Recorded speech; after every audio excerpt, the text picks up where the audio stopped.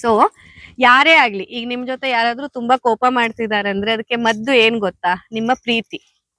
ಕೋಪಕ್ಕೆ ಕೋಪ ಉತ್ತರ ಅಲ್ಲ, ಕೋಪಕ್ಕೆ ಮದ್ದೇನು?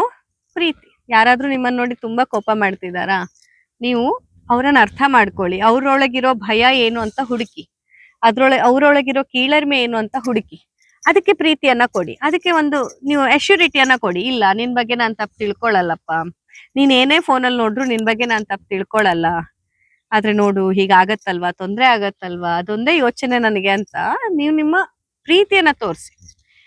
ಯಾವಾಗ ನಾನ್ ಏನ್ ನೋಡಿದ್ರು ಅಪ್ಪ ಭಯಲ್ಲ ಅಂತ ಧೈರ್ಯ ಬರುತ್ತೆ, ಅವ ನಿಮ್ ಜೊತೆ ಶೇರ್ ಮಾಡ್ಕೋತಾರೆ. ಇಲ್ಲಾಂದ್ರೆ ಶೇರೇ ಮಾಡ್ಕೊಳಲ್ಲ ಅವರು. ನಿಮ್ಮನ್ ಕಂಡ ತಕ್ಷಣ ತಪ್ಪಿಸ್ಕೊಂಡ್ ಓಡಕ್ಕೆ ನೋಡ್ತಾರೆ. ಎಷ್ಟಾಗತ್ತಷ್ಟು ಅಷ್ಟು ನಿಮ್ಮನ್ನ ಅವಾಯ್ಡ್ ಮಾಡ್ತಾರೆ ಮಕ್ಳು. ಯಾಕೆ ಹೇಳಿ? ಈ ಅಪ್ಪ ಅಮ್ಮಂಗ್ ಗೊತ್ತಾಗ್ಬಿಟ್ರೆ ಬೈತಾರೆ ಅಂತ. ಸೊ ಅವ್ರು ನಿಮ್ಮನ್ನ ಅವಾಯ್ಡ್ ಮಾಡ್ಬಾರ್ದು, ನಿಮ್ಮನ್ನ ತಪ್ಸ್ಕೊಂಡ್ ಓಡೋಗ್ಬಾರ್ದು ಅಂತಂದ್ರೆ ನೀವ್ ಅವ್ರಿಗೆ ಆ ಸೆಕ್ಯೂರ್ ಫೀಲಿಂಗ್ ಅನ್ನ ಕೊಡ್ಬೇಕು. ನೀವು ಜಡ್ಜ್ ಮಾಡ್ಬಾರ್ದು ಅಂತ. ನಾವೇನ್ ಮಾಡ್ಬಿಡ್ತೀವಿ, ಮಕ್ಕಳು ತಂದೆ ತಾಯನ್ನಾಗಿರ್ಬೋದು ಅಥವಾ ತಂದೆ ತಾಯಿಯರ್ ಮಕ್ಕಳನ್ನಾಗಿರ್ಬೋದು, ಚಿಕ್ಕ ಪುಟ್ಟ ವಿಷಯ ನಾವು ಜಡ್ಜ್ ಮಾಡ್ಬಿಡ್ತೀವಿ. ಇವ್ರು ಹಿಂಗೆ ಅಂತ. ಹಂಗ ಅನ್ಕೋಬೇಡಿ, ಯಾರನ್ನು ಜಡ್ಜ್ ಮಾಡ್ಬಾರ್ದು. ಅವ್ರಿಗೊಂದ್ ಸೆಕ್ಯೂರ್ ಸ್ಪೇಸ್ ಕೊಟ್ಬಿಟ್ರೆ ಅವ್ರು ಆರಾಮಾಗಿರ್ತಾರೆ, ಮತ್ತೆ ನಿಮ್ ಜೊತೆ ಓಪನ್ ಅಪ್ ಆಗ್ತಾರೆ, ಎಲ್ಲದನ್ನ ಶೇರ್ ಮಾಡ್ಕೋತಾರೆ. ಅವಾಗ ನಿಮ್ಗೆ ಅರ್ಥ ಆಗತ್ತೆ ಅವರ ದೃಷ್ಟಿಕೋನ ಏನಿತ್ತು, ನೀವೇನ್ ಅನ್ಕೊಂಡಿದ್ರಿ ಅಂತ. ಬಿಕಾಸ್ ಒಂದ್ ವಸ್ತುವನ್ನ ನಾನೀಗ ನೋಡೋ ರೀತಿ, ನೀವ್ ನೋಡೋ ರೀತಿ ಬೇರೆನೆ ಇರುತ್ತೆ. ಓ ನಿಮ್ಗೆ ಹಿಂಗ್ ಕಾಣಿಸ್ತಿದೆ ಅಂದಾಗ, ಓ ಹೌದಾ, ಗೊತ್ತಿರ್ಲಿಲ್ಲ ಅಂತ. ಈಗ ನನ್ನನ್ ಕೇಳಿ ಇಲ್ಲಿ ಏನಿದೆ ಅಂತಂದ್ರೆ, ಈಗ ನನ್ನ ಈ ಕಣ್ಣಿಗೆ ಇದಿಷ್ಟು ಏನ್ ಕಾಣಿಸ್ತಿದೆ ಅಷ್ಟು ಮಾತ್ರ ನನ್ನ ಎದುರುಗಡೆ ನೀವು ಕೂತಾಗ ನಿಮಗ್ ಬೇರೆ ನೋಟ ಕಾಣಿಸ್ತಿರತ್ತೆ. ಆದ್ರೆ ಇಲ್ಲಿ ನಾವಿಬ್ರು ಏನ್ ಗುದ್ದಾಡ್ತಿರ್ತೀವಿ, ನಾನ್ ಹೇಳೋದೇ ಸರಿ ಅಂತ ನಾನ್ ಹೇಳ್ತೀನಿ, ಇಲ್ಲಿ ಗಿಡ ಮರ ಬೆಟ್ಟ ಇಷ್ಟಿದೆ, ಆಕಾಶ ಕಾಣಿಸ್ತಿದೆ, ಬಿಲ್ಡಿಂಗ್ ಗಳಿದೆ ಅಷ್ಟೇ ಅಂತ ನಾನು. ಇವ್ರು ಹೇಳ್ತಾರೆ ಇಲ್ಲ, ನೀರಿದೆ, ಗುಡ್ಡ ಇದೆ, ಇನ್ನೊಂದಿದೆ, ಮತ್ತೊಂದಿದೆ, ತುಂಬಾ ನೀರಿದೆ ಅಂತ. ಅವಾಗ ನಮ್ಮಿಬ್ರಲ್ಲಿ ಜಗಳ ಏನಕ್ಕೆ? ನಾನ್ ಹೇಳೋದೇ ಸರಿ ಅಂತ ನಾನು, ಅವ್ರು ಹೇಳೋದ್ ಸರಿ ಅಂತ ಅವ್ರು. ಆದ್ರೆ ಇಬ್ಬರ ದೃಷ್ಟಿಕೋನದಲ್ಲಿ ಏನ್ ಕಾಣಿಸ್ತಿದೆ ಅದನ್ನ ಅವ್ರು ಹೇಳ್ತಿರ್ತಾರೆ. ನೀವು ಸರಿ, ನಾನು ಸರಿ. ಯಾವಾಗ್ಲೂ ಇಬ್ರು ಮಾತಾಡ್ತಿರುವಾಗ ಒಬ್ರು ಸರಿ ಆದ್ಮೇಲೆ ಇನ್ನೊಬ್ರು ತಪ್ಪೇ ಇರ್ಬೇಕಂತಿಲ್ಲ ಅಂತ.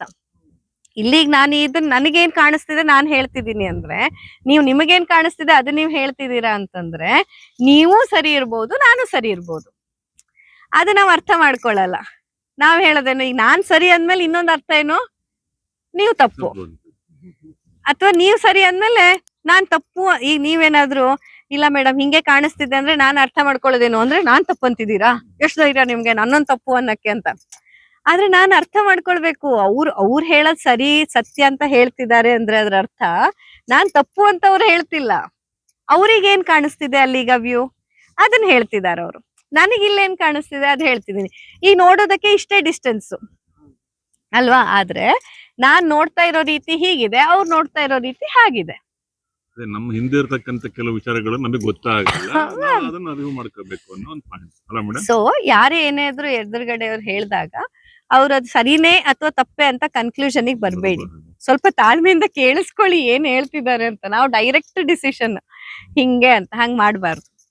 ಮತ್ತೆ ನಮ್ಮೊಳಗಿನ ಈ ಪಂಚಮಹಾಭೂತಗಳನ್ನ ಪ್ರತಿನಿತ್ಯ ರೀಚಾರ್ಜ್ ಮಾಡ್ಕೋಬೇಕಂದ್ರೆ ಸ್ವಲ್ಪ ಮಣ್ಣಲ್ಲಿ ಕೆಲಸ ಮಾಡ್ಬೇಕು. ಈಗಿನ ಮಕ್ಕಳೆಲ್ಲ ಯಾಕೆ ಇಷ್ಟು ಆಂಗ್ಸೈಟಿ, ಉದ್ವೇಗ ಜಾಸ್ತಿ ಅಂದ್ರೆ ಅವರು ಹೊರಗೆ ಬರಲ್ಲ. ಶಾಲೆಯಲ್ಲಿ ಮಕ್ಕಳನ್ನ ಆಟಕ್ ಬಿಟ್ರೆ ಆಟಕ್ ಹೋಗಲ್ಲ ಸರ್, ಸುಮ್ನೆ ಕುತ್ಕೊಂಡ್ ಪಟ್ಟಂಗ ಹೊಡಿತಾರ ಒಳಗಡೆ. ಅಂದ್ರೆ ಅವರಿಗೆ ಹೊರಗೆ ಹೋಗೋದು, ಮಣ್ಣಲ್ಲಿ ಆಡೋದು, ಗಿಡಕ್ಕೊಂದು. ಈಗ ನೀವೇ ನೋಡಿ ನಿಮ್ ಮನೆಯಲ್ಲಿ ಎಷ್ಟ್ ಜನ ಮನೆಗೆ ಹೊರಗೋಗಿ ನೀರ್ ಹಾಕ್ತಾರೆ, ಅಥವಾ ಗಿಡ ಮರಗಳನ್ನ ಅಟ್ಲೀಸ್ಟ್ ಒಂದ್ಸತಿ ಹೋಗಿ ಮುಟ್ಟಿ ಬರ್ತಾರೆ.